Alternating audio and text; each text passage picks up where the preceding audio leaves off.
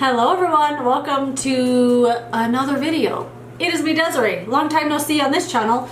I haven't posted it in a couple of years because I kind of forgot about the vlog channel and vlogging did not come naturally to me and I immediately gave up on it. But I thought I would start posting the books I read and book hauls and my different other interests on this channel, and right now that interest is freaking books, you guys. Oh my gosh. So if you just want to hear me rant and rave all overexcited about the books I read this month, you have clicked on the right video.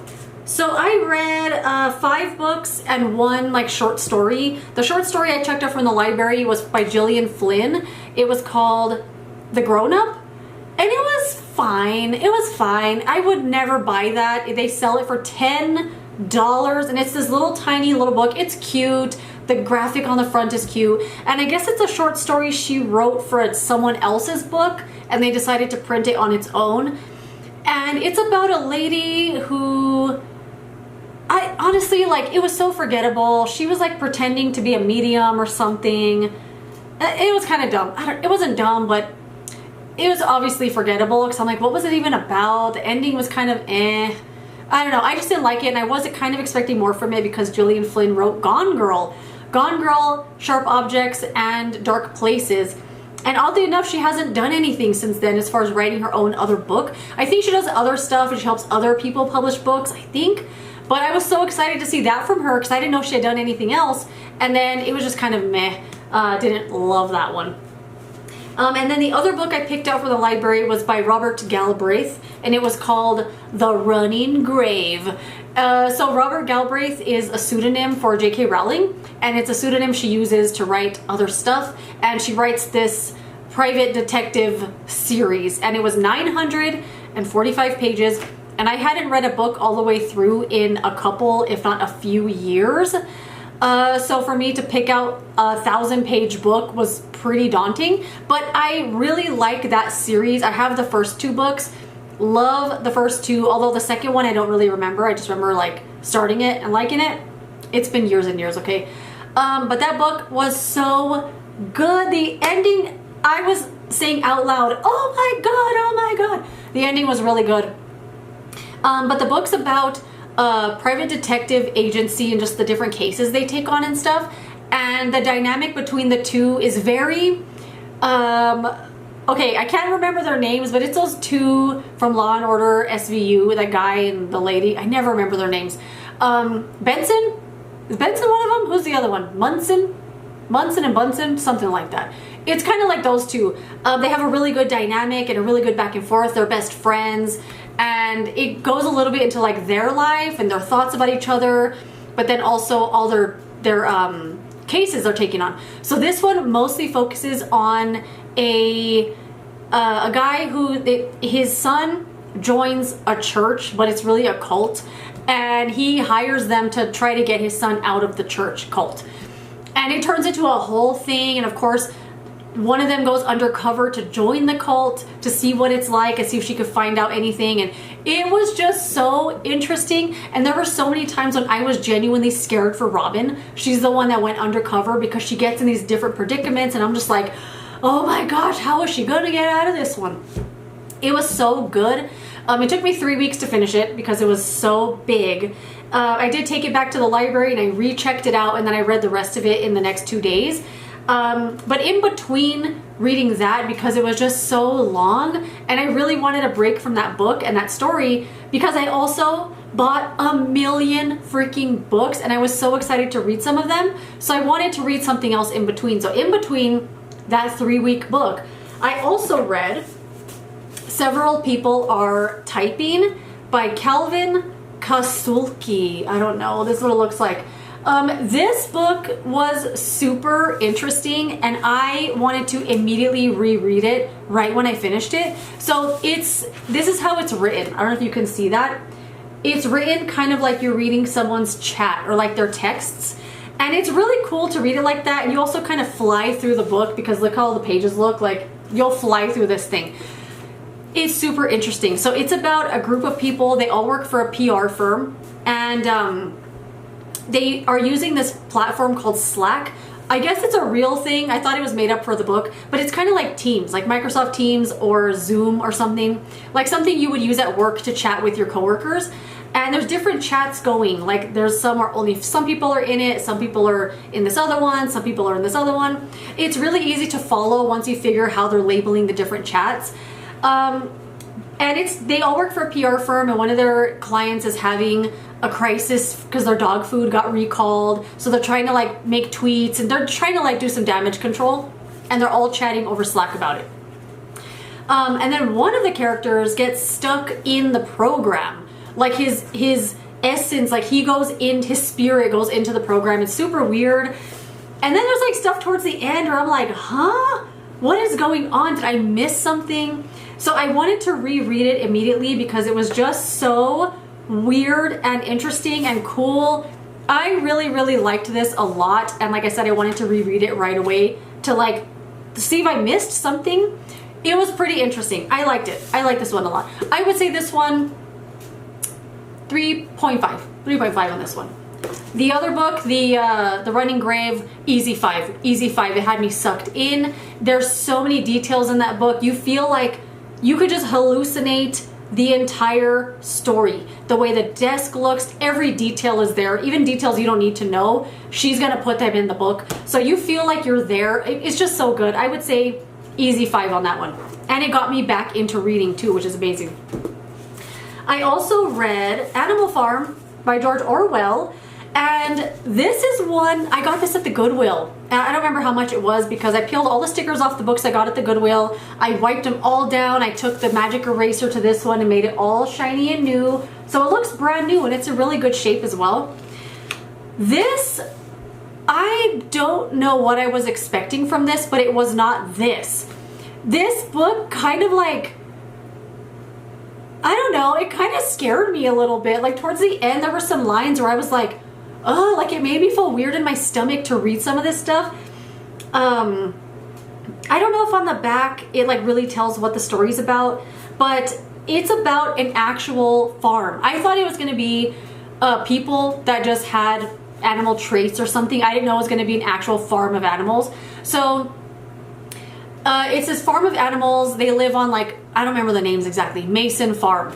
And the Farmer John, whatever his name is, they don't feel like he's taking care of them that good. So they revolt and they run him off the farm, and the animals take over the farm themselves. Of course, they can all like talk to each other, and they can think, and some of them can write.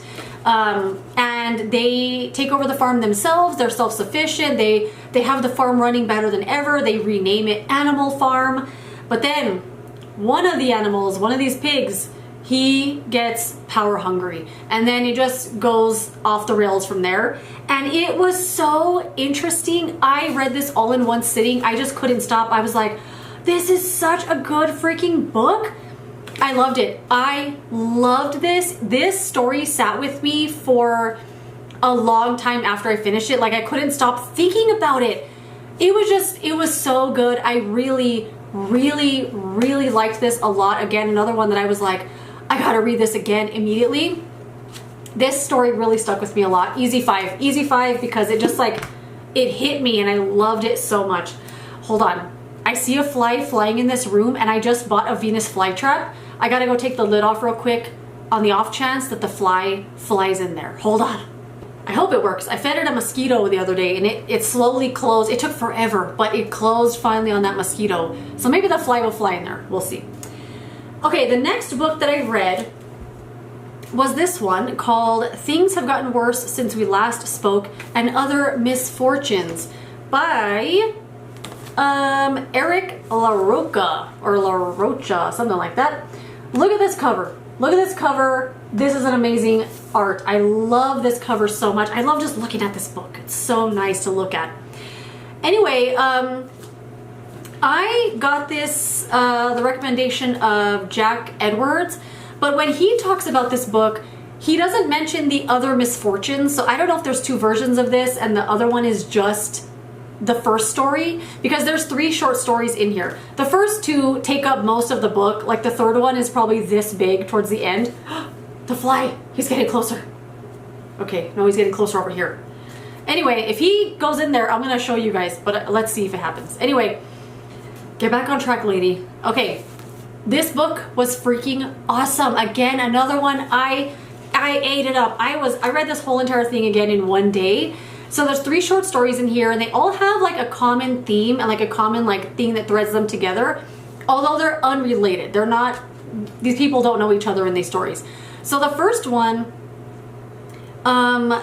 is about these 2 girls that meet in a chat room, and they meet because one of them is selling an apple peeler and the other one really wants to buy it, but then they keep messaging each other after the transaction has been done with the apple peeler, and then their relationship goes off the rails. It's so weird. It's so weird.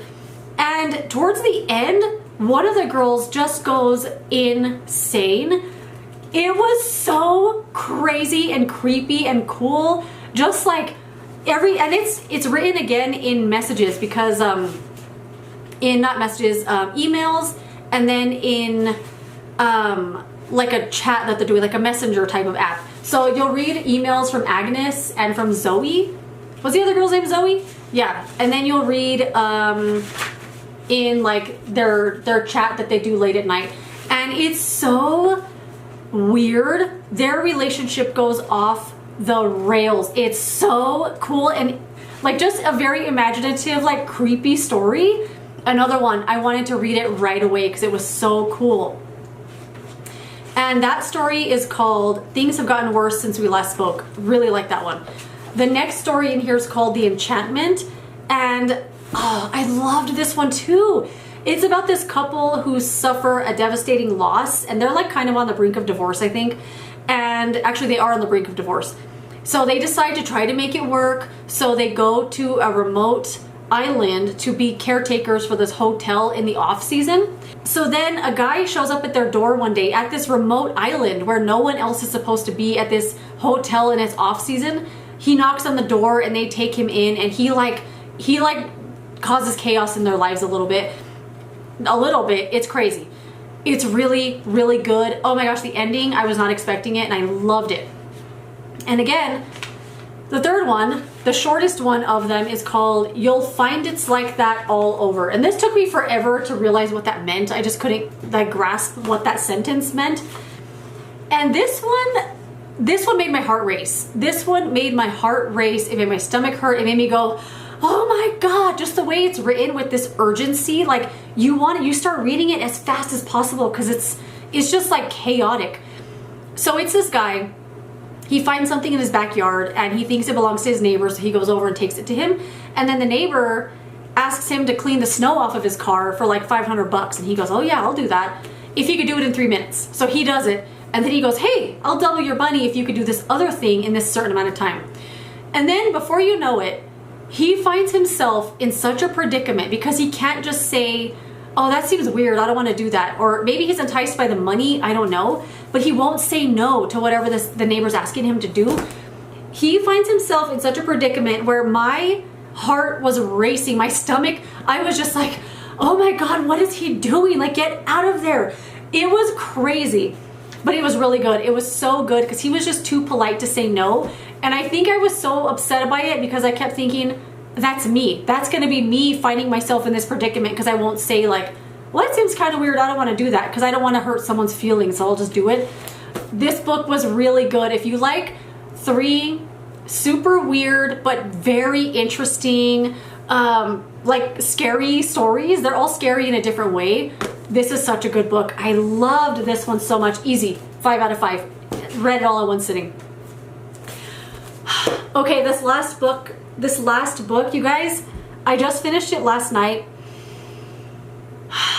This is one of the funniest books I've ever read.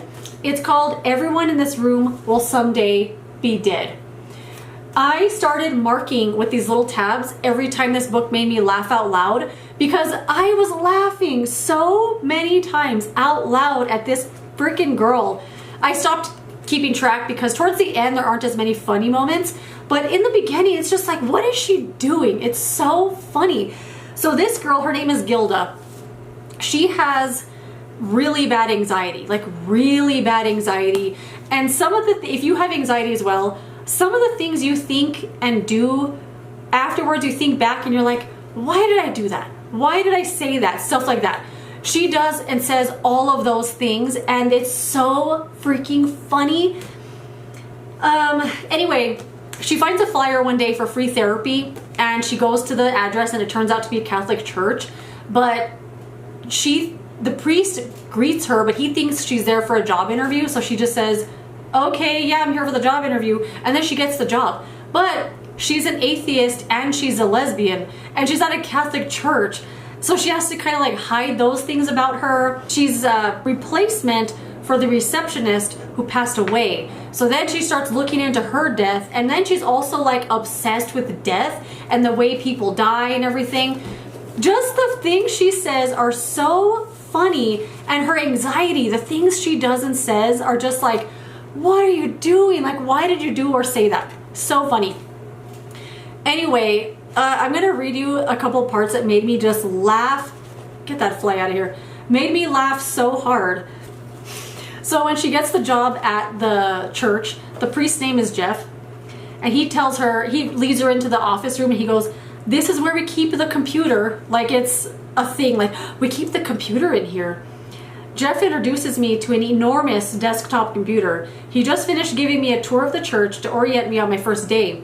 He has his hands on his hips and he's frowning apprehensively at the primordial beige machine. Do you know how to turn it on? He asks timidly. I press the prominent start button. The computer makes a noise like a revving lawnmower. Wow! Jeff's face lights up with the monitor. I can't believe you got it going already. I smile nervously, pleased to discover that this man is easily impressed. I laughed so hard because he's like, I don't know, probably 70 years old, this priest, and he's like, do you know how to turn on the computer? And then she makes like the easiest website ever for them, and they think she's like a witch. Like, wow, how did you do that? You must be magical. It's so funny. Watch, let me find another one that was really funny to me. So she steals a box of crackers from the Catholic church, and as she says, it turns out the crackers I stole are the body of Christ. After eating more than half the bag, I googled the cracker brand and learned that I paired marble Cracker Barrel cheese with God's transubstantiated body. I had originally googled the crackers so I could leave them a review. I planned to write boring, all in caps, whoever created these unimaginative. The crackers are tasteless and bland. She was gonna leave a review for these crackers, and it turns out it's Eucharist. But she has really bad anxiety and depression. She's also trying to navigate this new job, and she's dating somebody, but she gets herself in so many predicaments that are so like, what are you doing? So funny. I loved this one. I did not want to finish it. I didn't want it to end because I didn't want to leave Gilda. I was like, no, if I finish it, Gilda's gonna be gone. I loved this. I loved this so much. It felt like a memoir. It felt like a nonfiction book because it seems like Gilda is such a real person and does things real people would do that have anxiety. Loved this book so freaking much. It does jump around quite a bit. Like, this is how the paragraphs are. So this will be current day, this will be a memory from childhood, this will be some other things she remembered, but it's really easy to follow, and it's so good. I loved it. Anyway, those are all the books I read this month. I loved every single one that I read. I loved them so much, except The Grown Up. I didn't love that one very much, although it was just a short story.